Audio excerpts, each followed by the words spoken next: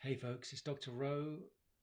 Gosh, we're close to the end of the year, and I wanted to just share some personal thoughts with you as we go into 2021. I know it's been a tough year for so many people, and I think if anybody said to you, no, it hasn't been a tough year, we've had an amazing year, then there's probably only a few people in the world that have had such a great experience. Companies like Amazon, for one of them, I should imagine.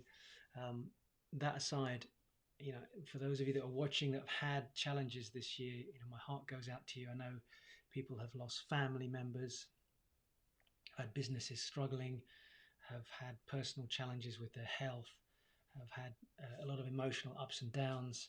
And I think for all of us, myself included, my family, and even within our businesses, we've had some difficult times, and we've had to ride it out and make it changes and adapt and reflect back on that. And as we've gone through the year, we've found there's certain areas we've grown really well and other areas we still need to work on. And I think that's the same for all of us. And I wanted to share with you something that I've tended to do at the end of difficult periods in my life, but also just generally at the end of a year. Well, it doesn't have to be a year, does it? It could be end of a week, it could be end of an experience, it could be end of a project. So this is something you might want to take the opportunity to do, not just now, but also into the future as well. If you've got a chance to do this with somebody you care about, fantastic. If you've got a chance to do it with a business associate or somebody you've had a close relationship with over this year, I think it's an opportunity to do this as well.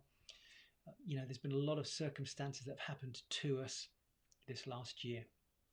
And I honestly have believed this for many years now. It's not what happens to us that defines who we become, but it's actually how we react to what happens to us. And if you haven't had a chance to watch, we've just recently done a podcast on this in the last week. I might see if I can just do a live on this tomorrow before we end the year, just to share with you. But there's without a doubt, we are in a place right now where I think people are still in trepidation about what's going to happen next year. There's a lot of negative press out there. I'm not here to be conspiratorial. That's not my intention. I have very strong views about how information has been communicated to us, and I'm sure some of you probably read between the lines and you know what I feel about this. I think there's been a lot of fear driven out into the marketplace. I don't know if you agree with this or not.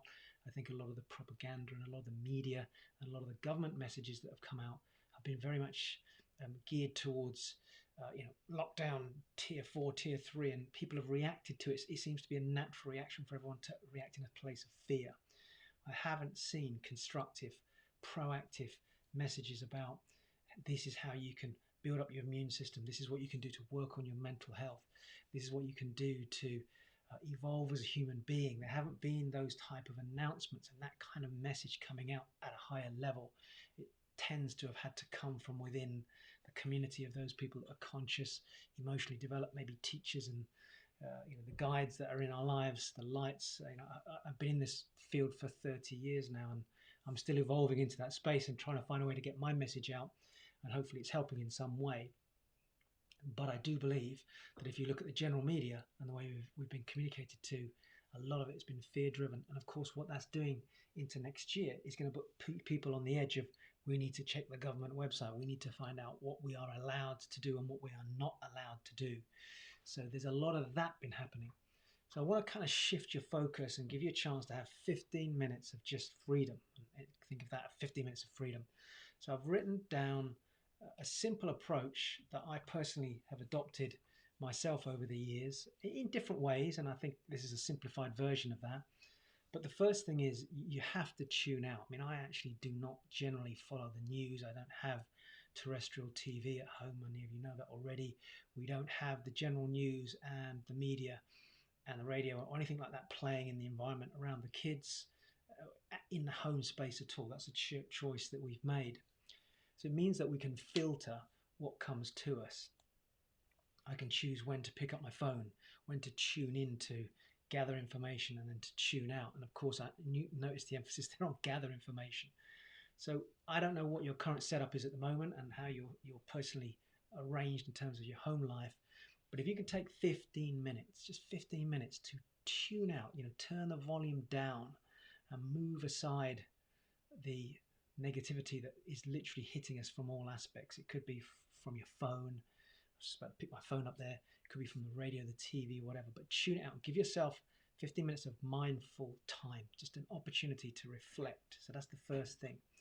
The second thing is, don't even allow any negativity to come into your mind at this point, but to reflect back on magic moments. Now, this is a phrase that I picked up years ago. I think I might have heard it once at a Tony Robbins event, but it's a phrase that's kind of stuck with me. And magic moments are moments in your life.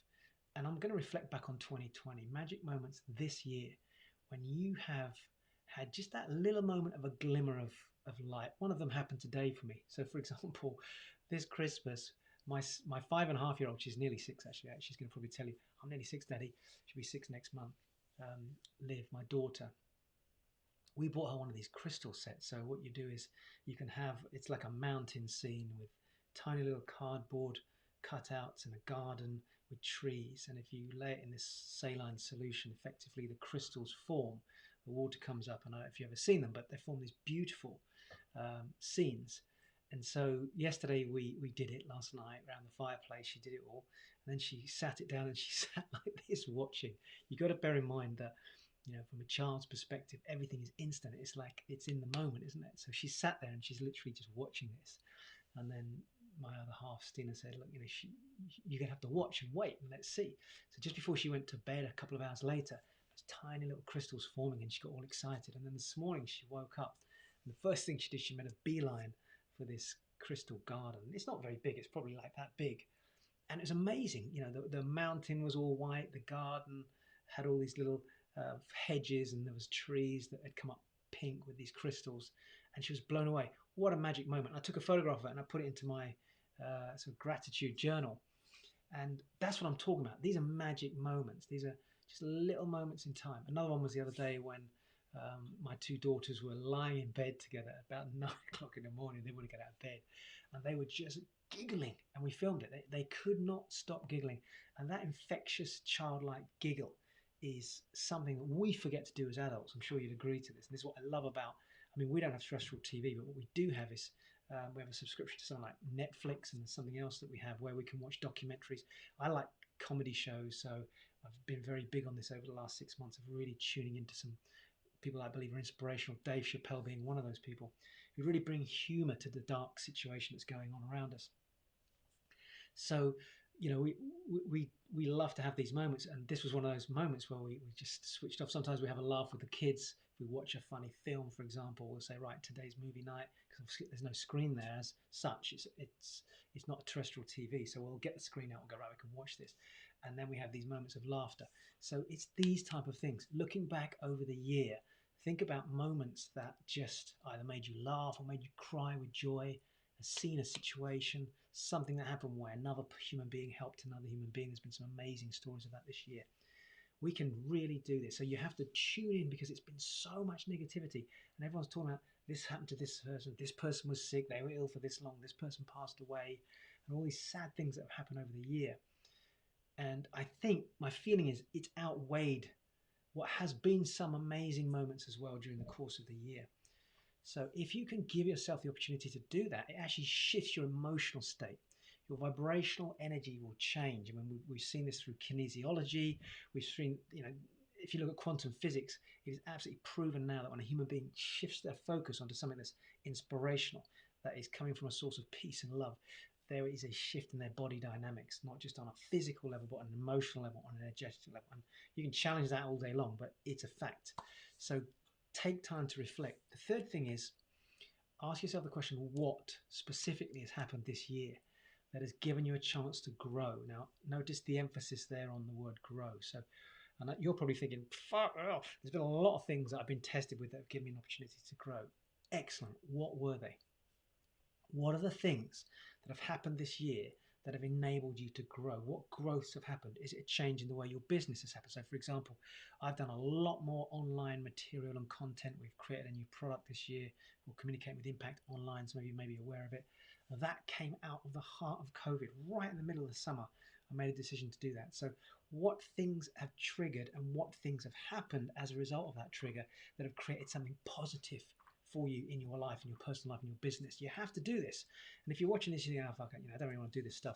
You're probably not, you don't want to be tuned into my content because this is singly one of the most important things you can do in the next 24 hours before we end the year. Otherwise, you can go into the start of next year and go, oh, maybe I'll do some positive stuff in the first week or two. And you know what? That'll just go. So what? Number 3 is browse photographs. Now, we've done this for years. In fact, I found a video that my fiance did, which was a video of photographs and video footage from a period of time in our lives. And most years we'll we'll get the slideshow up and we'll sit down and we'll put it up with the kids and we'll just look back over the year. And there's certain photographs that are amazing. Now, with the technology today, with iPhones and stuff like that these days, you can go in and it captures moments for you. Even Facebook, I think, does that as well, doesn't it? It brings back memories. And off the back of those memories, you also remember people. And I think that's the last 2 elements of this message I want to get across is look at photographs that inspire you of the things that you did this year that were amazing, so that you start to tip the balance on all the shit that's happened this year. And in that process, reflect on who this year has been an inspiration for you, who this year has brought magic into your life, or has been a support to you, has brought some level of normality to your life, or even just been that moment of joy in your life. They've done something at some point during the course of a year that you just go, wow, that was great. You know what? I need to go thank that person, and then reach out to them. And I've done this a few times over the last couple of weeks. It could be a WhatsApp message, a voice message, just a big thank you, sending a card. You can send them digitally. We've done a lot of e-cards this year to try and stay paper-free. Whatever it is, don't be afraid to thank people. It doesn't take anything away from you, and in fact, it shouldn't. If anything, it's just your chance to give unconditionally. So I'm going to encourage you to do that. And that's it. It's not a long message. If you get a chance to share this with anybody around you, I think it's important to do that. I'm not saying this is the only thing to do, but it doesn't take long. I mean, it's taken me roughly 11 minutes to explain it to you, looking at my clock, as you can see there. So I think if you were to take 15 minutes just to do this exercise, it's amazing. The tuning out, maybe do it just before you start the exercise. So do the tuning out first. Give some meditate. You can do that by breathing. You can do that by just simply being in a place of peace, going out for a walk. I did this yesterday. We went out for a walk, and I like to just I went out for about an hour and a half walk the other day, and I just walked through woods. And after about 20 minutes, I slowly came down into this level space, and I tuned into what was around me, and I started to think about all the amazing things that have happened this year, because some amazing stuff has happened. We can't forget that as well. Okay, so it's Dr. O signing out. Hopefully that was useful. Remember, 15 minutes to reflect. See if you can do it before the end of this year, 2020. I'll see you hopefully tomorrow.